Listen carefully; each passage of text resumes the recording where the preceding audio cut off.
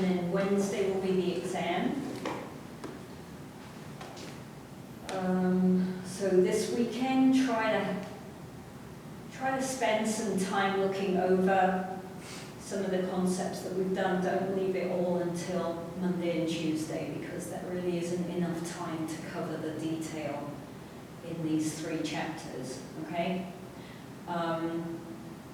If you have questions over the weekend, try to start using the discussion board, unless they're personal questions, of course, but if you've got questions on content or revision stuff, then let's try to start using the discussion Q&A, because that way everybody can benefit from the answer to the question.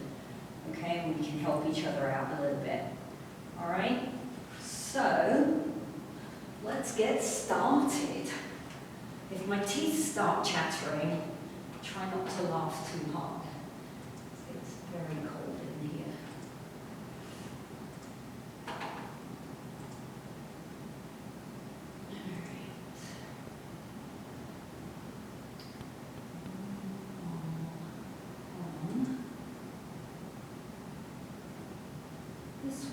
All right, so we just finished looking at the lactate threshold on Wednesday.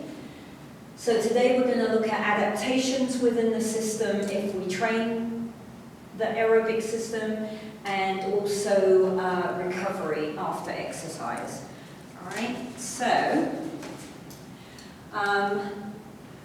several different adaptations occur. So the first one that we're going to look at is what's going on with the enzymes that are facilitating the breakdown of the substrate.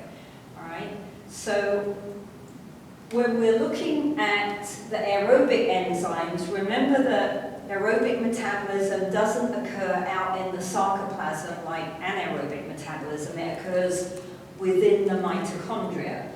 So we often, and we'll talk about this a little bit more, we'll come back because there are some other adaptations that occur within the muscle and the cardiovascular system that all kind of tie together. So we'll be mentioning this idea again. The mitochondria increase in number and size.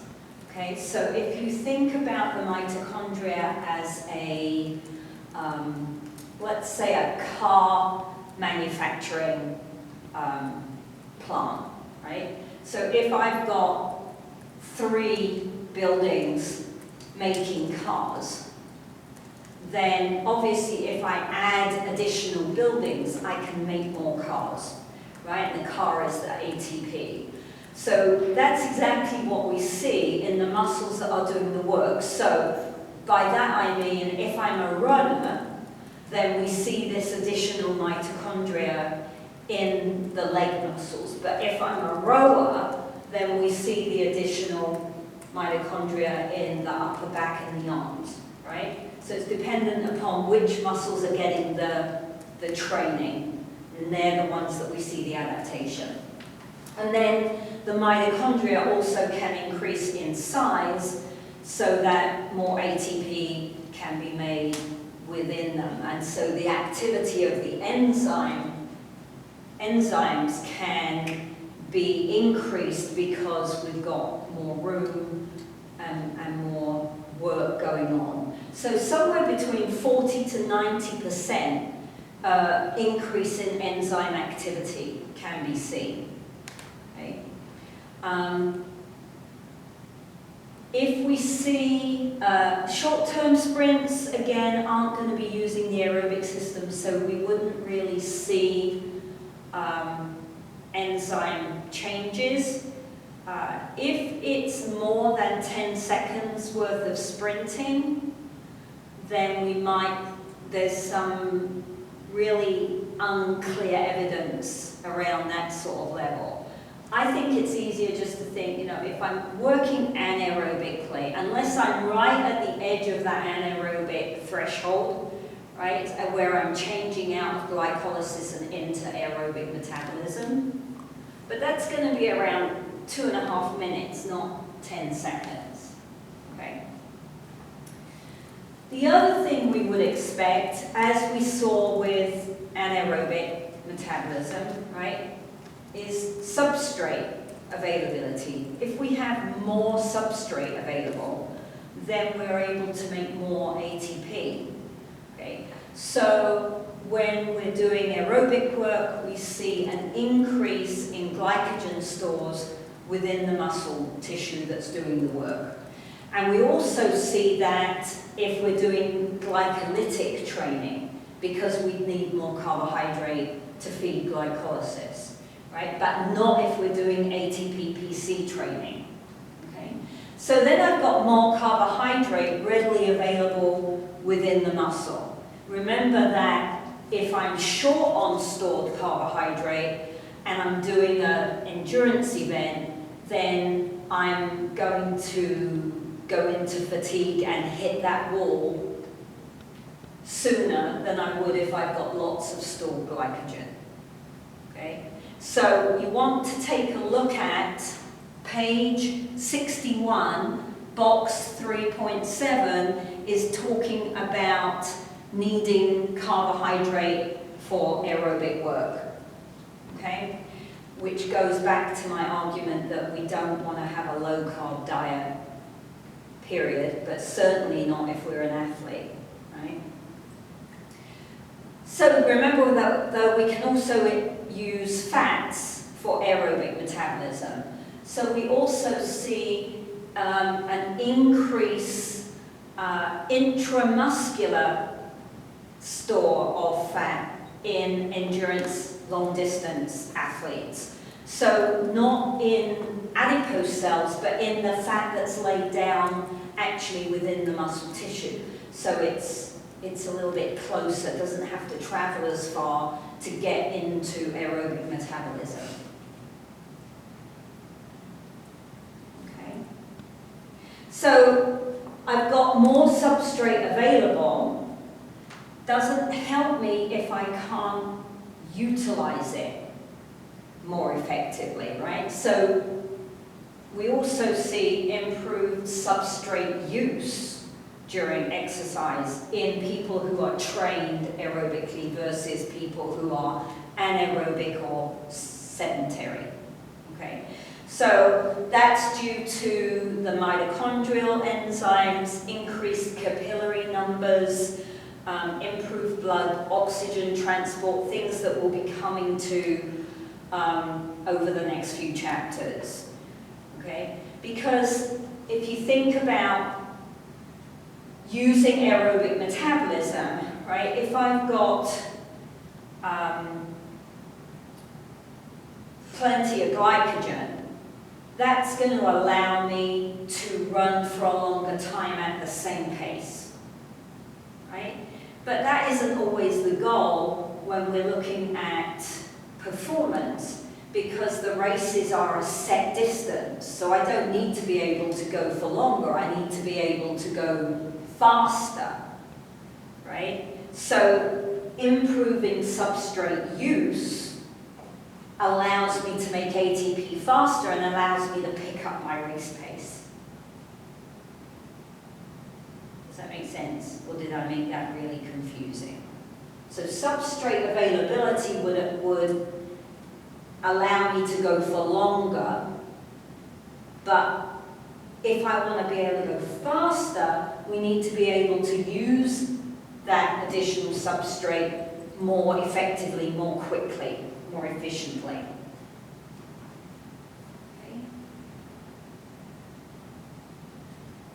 Then a third adaptation that we see, I guess a fourth adaptation, is that for someone who is well-trained aerobically, they have a greater reliance on fat metabolism than someone who is not trained. So that goes back to the idea we talked about on Wednesday, the crossover. And we said that the crossover between carbs and fats occurs around 20 minutes. All right? What we see in a well-trained aerobic athlete is that their crossover shifts left and they cross over earlier on. So they can get at that additional energy storage earlier than someone who's not trained. Okay? That's really beneficial because the earlier I can cross over into using fat as an energy source, the less of my carbohydrate, my stored glycogen I've used, and the more glycogen I have for sprinting in to the line at the end of the race. Right? It means I can start my sprint to the finish a little bit earlier because I've got more stored glycogen left over.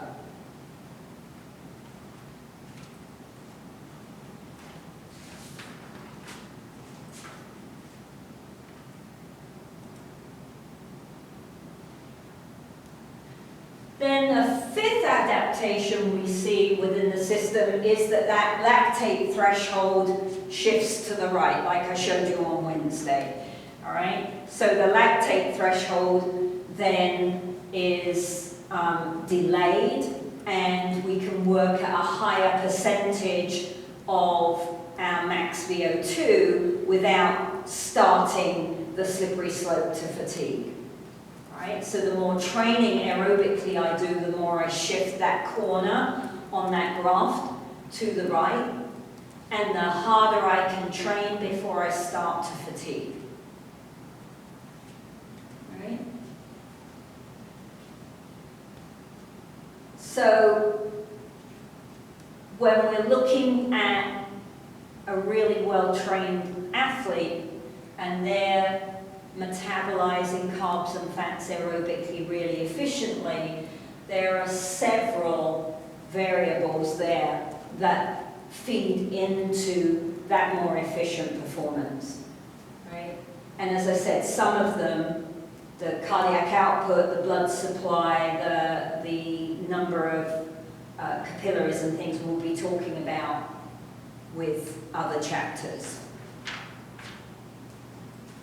Okay, any questions about the adaptations? And I've summarized this pretty briefly. The chapter goes into a lot more detail about these adaptations. You know, take as much of it as you can absorb. Remember that we don't want to memorize, we want to learn and understand. All right?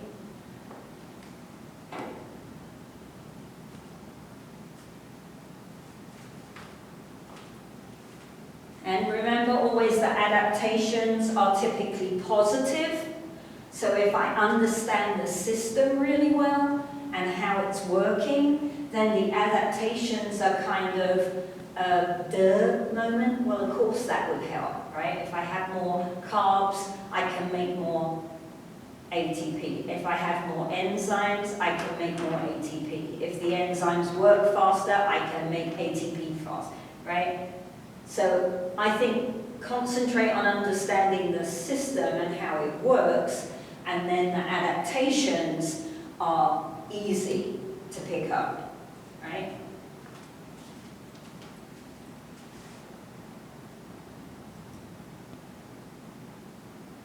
Okay.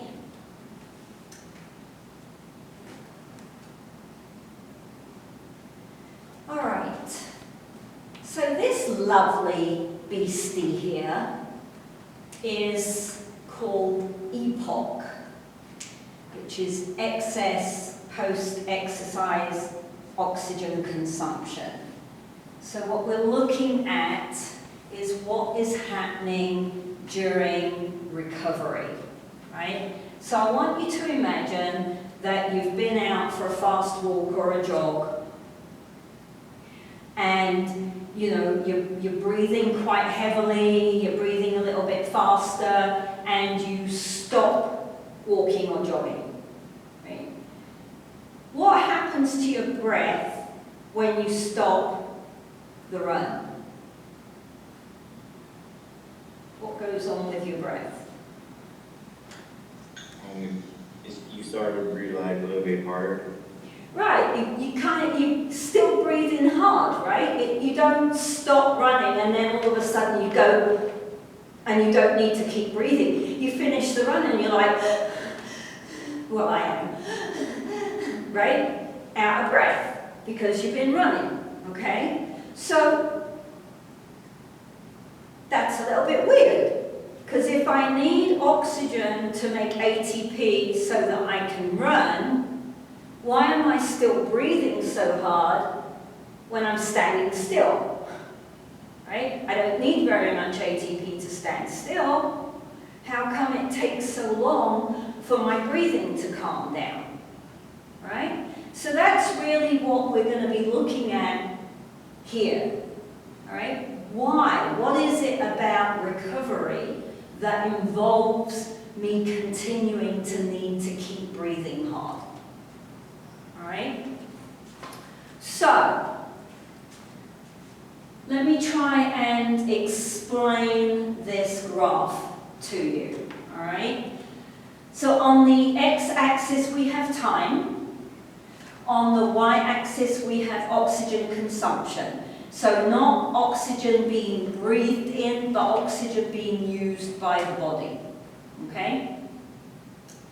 The dotted line along the bottom is the amount of oxygen I need to sit down.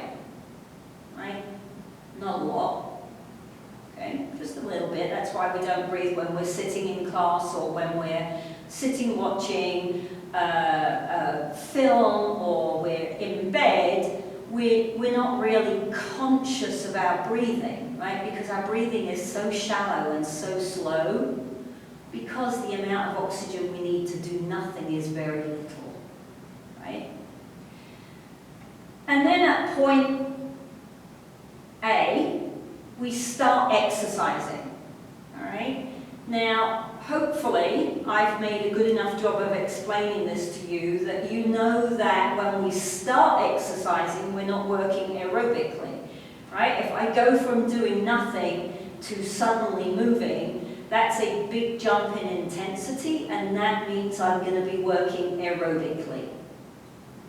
Anaerobically, sorry, right? So we'll do ATP-PC and we'll do glycolysis, right? So this part of the curve is ATP glycolysis. And then we get to the point where we're going to be working aerobically and we start to hit our steady state. So I'm going to run at 6 miles an hour, right? And I'm just going to plod along at 6 miles an hour, and this is how much oxygen I need to run at 6 miles an hour. All right? If you extrapolate that backwards to when I started the exercise, this is the amount of oxygen I should have had if I was going to go straight into aerobic metabolism. All right? So this area here is called the oxygen deficit.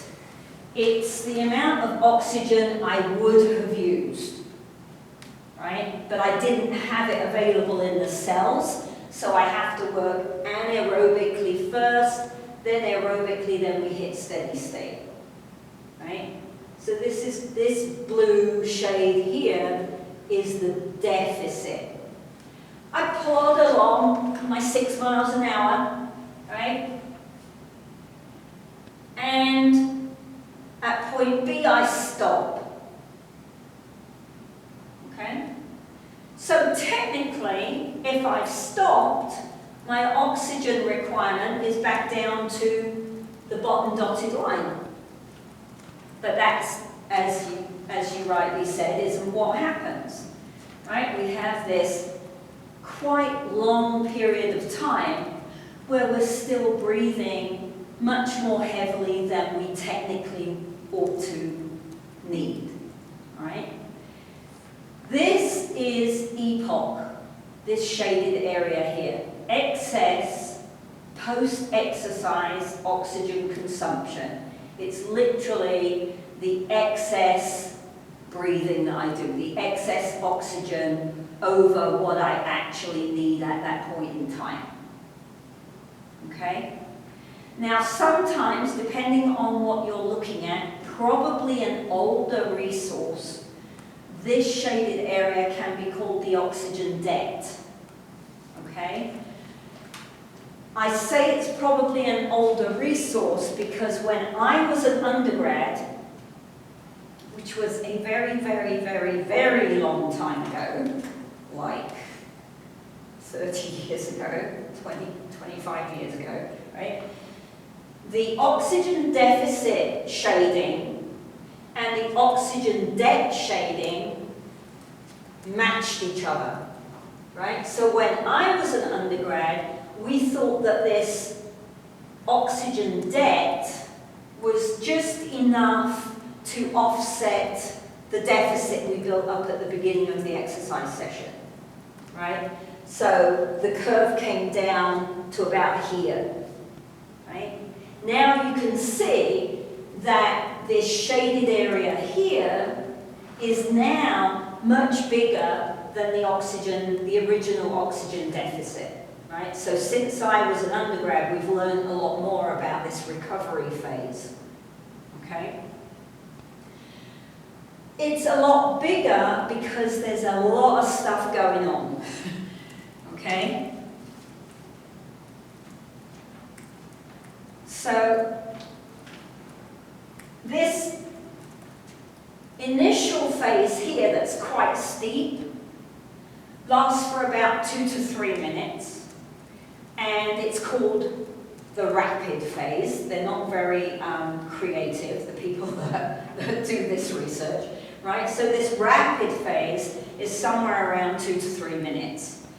And what they think is happening during that 2 to 3 minutes is that that oxygen is being used, pardon me, to resynthesize phosphocreatine. So remember that probably at the beginning here, we depleted phosphocreatine quite a bit. We want to rebuild that phosphocreatine for the next bout of movement, but rebuilding it needs energy, right? And so there's aerobic metabolism chugging along here to produce energy to rebuild phosphocreatine.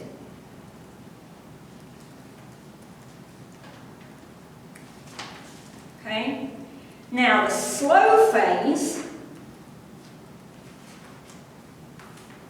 after the 2 to 3 minutes, the rest of this curve that is far less steep can go on for several hours. And that timeline is going to depend upon the work that was done. How hard was the work and how long was the work, right? So this can be up to several hours that you're breathing harder than you need to be. Now obviously you might not be aware of it by the time we get down here, but if you were on a spirometer and we were measuring it, you'd be able to see that, you know, it takes some time before we get back to resting breathing levels, right? Oxygen consumption. So in this larger part of the curve, what we think is going on is that there's metabolism of the intramuscular and blood lactate. So we've got to move that lactate around the body and we have to metabolize it. Now we know we're metabolizing it and turning it back into something we can use as an energy source. All right?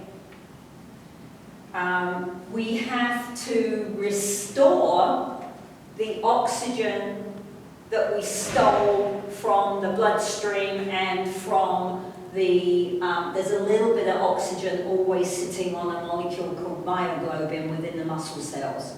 Not enough to stimulate aerobic metabolism, but there's always a little bit there. So we have to replenish what we borrowed at the beginning, right? And we've also got an increased metabolic rate that we talked about when we looked at our energy balance, our seesaw, remember? and we said that that metabolic rate remains raised after exercising and uses more calories, right? Well, we have to manage that higher metabolic rate. All right, our temperatures are still elevated, hormone levels are still elevated, heart rate is still elevated. We've got to bring all that back down to resting state. And that takes energy, which takes oxygen. Okay? So, intensity is a bigger driver of the length of this epoch than duration, but duration is also a factor. Okay? If you're thinking about everything that's going on in epoch, there's a nice figure on page 64, figure 3.10, kind of summarizes it all for you with some arrows. And then you've got like the equivalent of a bullet point there.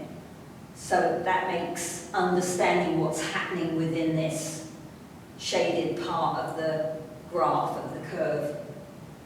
Okay? So this is really fascinating to me, and it's taken me donkeys to really understand it, years and years. I mean, in all honesty, I'm not sure that I understood this completely when I was an undergrad, right? I mean, I remember doing it, I remember being confused about it, I remember thinking, oh, okay, well that's kind of cool, but I didn't really get it, right? For years and years and years, I would ask myself the question, why, when I run up a flight of stairs, am I so out of breath at the top of the stairs? Because if I run up a flight of stairs, that's an anaerobic activity, and I'm not using oxygen. So why the heck am I so out of breath at the top of the stairs when I didn't need oxygen to do the work on the stairs? This is why, right? So what happens in that situation, I'm not sure. I'm hoping you can see the board. Tell me if you can't, and I'll try to do it on the whiteboard on the thing. But is this going to come up on the camera, Ryan, if I draw on here? Yeah? All right. So what happens when we run up the stairs, right? Let's say we're plodding along walking out of Greyhound Arena, and then we're late for class, and we have to run up the stairs, and then we get to class, right? So what happens is that running up the stairs uses so much ATP-PC and possibly glycolysis, but probably not. I'm not one to run up the stairs for 3 minutes, right? That then my epoch to put all that phosphocreatine back together is really high, right? So, yeah. Now I understand it better, I can explain why I'm out of breath when I just run up a flight of stairs, which is pretty cool, I think. The body is an amazing piece of machinery. Okay. Questions on the graph?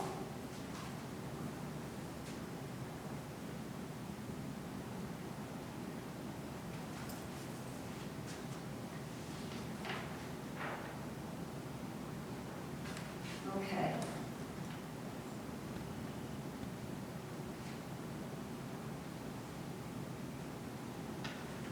So,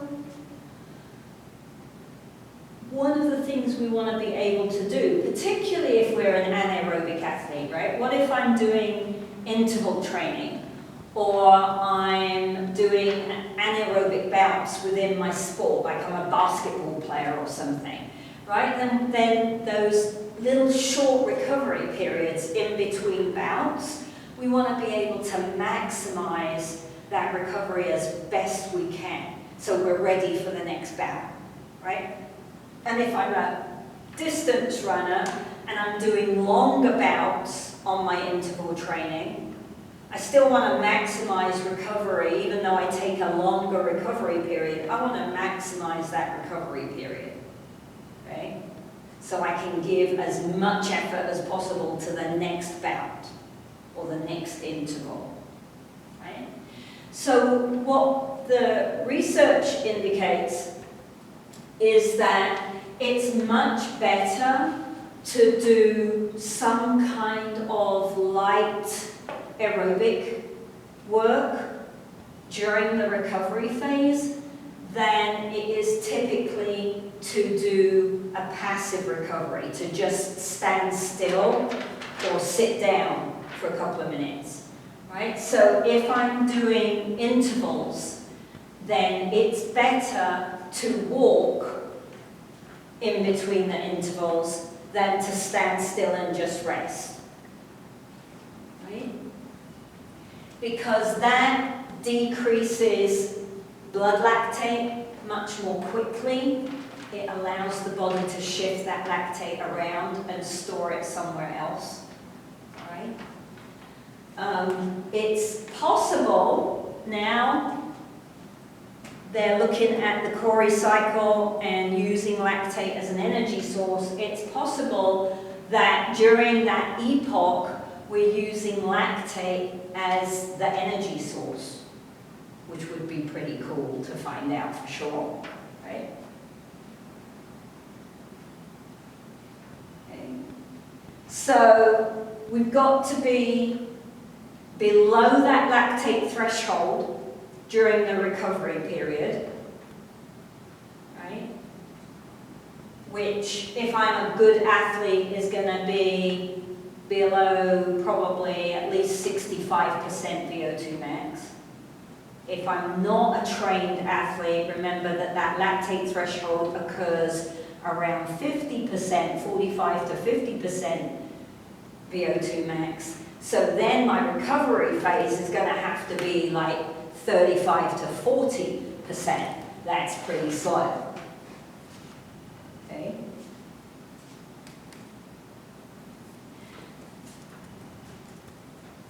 So if I'm a weightlifter, right, then what we want is to do a passive recovery. Just trying to find my notes here. Yeah. Because a passive recovery results in higher muscle glycogen, probably because we're using the lactate to put glycogen back into the muscle store. So in a gym, in a weight room, I don't want to do my heavy set and then get on the bike and be cycling for 2 minutes and then go back and do the next set. I want to stop, right, and wait for the next set. It depends on what I'm doing. If I'm the basketball player and I've just done 3 sprints up and down the court because the ball keeps changing team, right?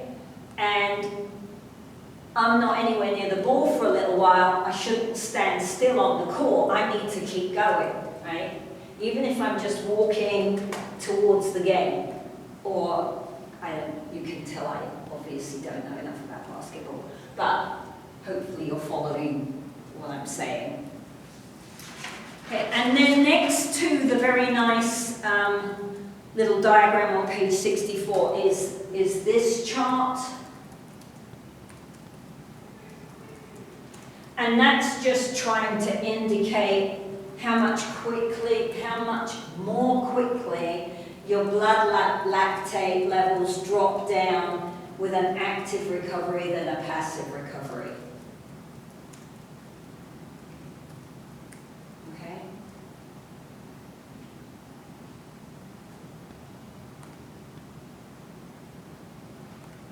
There are other physiological reasons why it's better to do active recovery than passive recovery.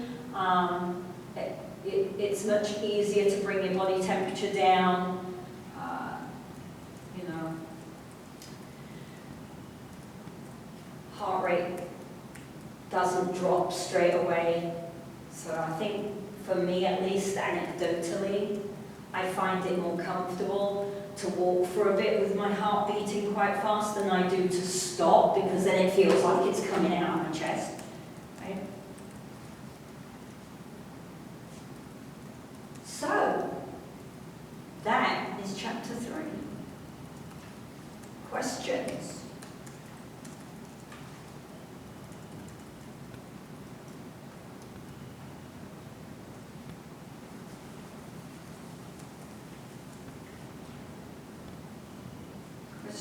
Questions.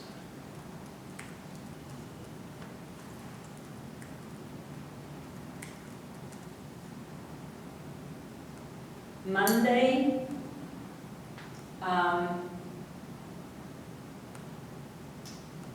typically what I do for review is look at questions from the ends of the chapters to make you think about the material in the chapters. And review it that way. If you have any other ideas of things you would like me to do on Monday, please let me know.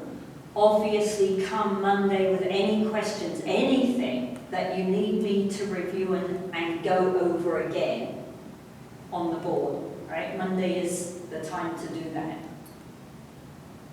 Okay.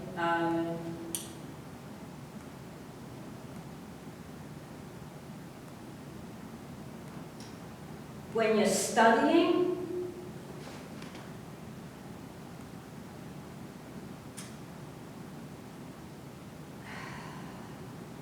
I know some people like to do this highlighting thing in the book, right? I'm not saying don't do that. I'm not sure that that's completely the best tool. I think you need a sheet of paper where you make your own notes, right? And whether you choose to bullet point them or whether you use a flow chart to connect the ideas together, I don't think that matters. But I would not rely on just reading and highlighting. You're not tackling your brain from enough angles for that to support coming in and taking the exam, right? Try to add some other activities around your learning, right? Around your studying. The more forms of movement and the more you might say it out loud to yourself, right? So if you're going to be reading it and highlighting it, don't talk it in your head. Talk it actually out loud so that you can hear it. Right? The more sensory systems you involve in your learning, the better the learning will be. Okay? And I think that's it. Unless anyone has questions.